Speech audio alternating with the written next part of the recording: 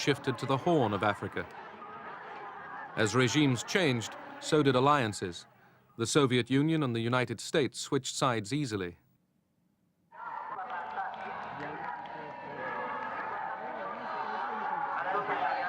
In Ethiopia, the emperor had been ousted and replaced by Marxists. Moscow had a new ally, Colonel Mengistu Haile Mariam. የወዛደሩን አሸናፊነትና ኃያልነት ሜይዴይ በብሔራዊ ደረጃ እንዲከበር ጥር 2 ቀን When the Soviets moved into Ethiopia to assist the communist dictator there, Haile Mariam Mengistu, I thought that this was a threat to the stability of Africa. The Soviets at that time were proclaiming over and over again that the scales of history were tipping in the favor of the Soviet Union. The Soviet Union would outstrip us in economic performance. The Soviet Union was getting a strategic edge. The Soviet Union was riding the crest of the so-called national liberation struggles. The new regime in Ethiopia turned against America.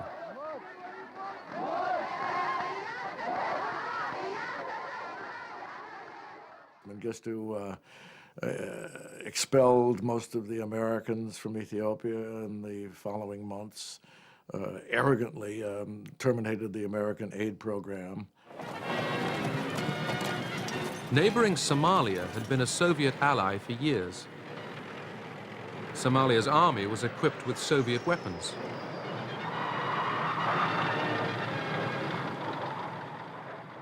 But now that Moscow was also linked with Ethiopia, the Somalis considered turning to Washington. They had very little chance of getting American full support. But they knew that if they tried to present themselves as anti-Soviet, they would improve their chances. The Somalis turned against the advice of their Soviet ally and prepared for war with Ethiopia. But President Carter turned down their appeal for American arms. I thought that Somalia should not be permitted to succeed in trying to take Ethiopian territory, and I refused to give the Somali government any weapons. Nevertheless, in July 1977, the Somalis seized large tracts of the Ogaden Desert. The Soviets tried to stop the advance through diplomacy. Gromyko suggested joint mediation with the Americans. But Brzezinski rejected that, saying it would have legitimized the Soviet presence in the Horn of Africa. Brzezinski felt that the American presence was legitimate everywhere, but the Soviet presence wasn't.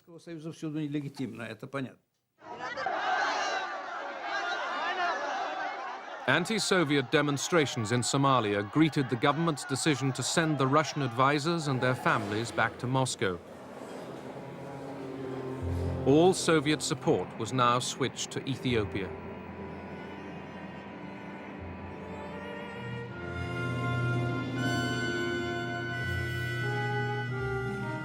The Soviet Union began shipping in weapons and 15,000 troops to fight in Ethiopia.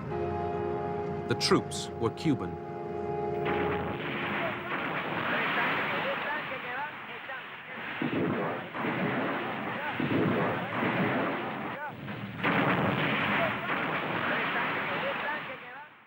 It was the only operation we conducted in full agreement with the Soviets.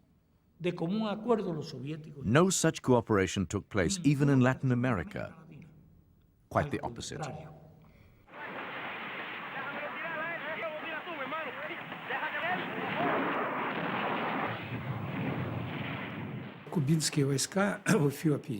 The Cuban troops in Ethiopia played a very important role. The Ethiopians couldn't have provided the military organization to destroy the Somali troops in such a short period of time, even with our help.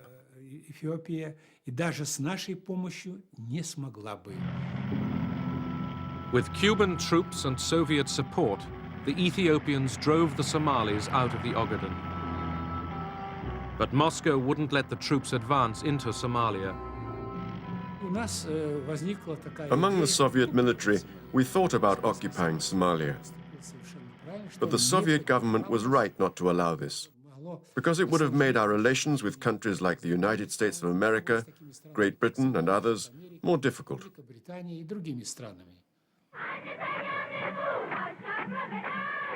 Mengistu Haile Mariam basked in glory. The Cubans and Soviets had saved his regime.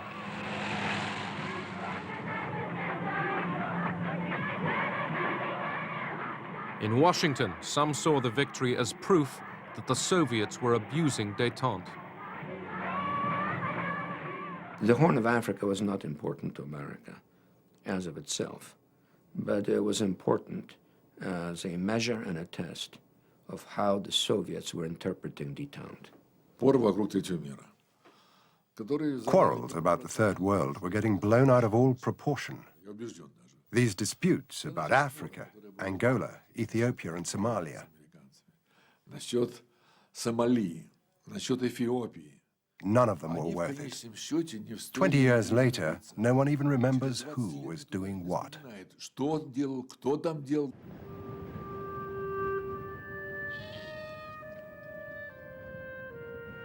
In the hunt for Cold War gains, the superpowers spawned an arms race in the developing world. Their solemn promises of restraint were blown to the winds.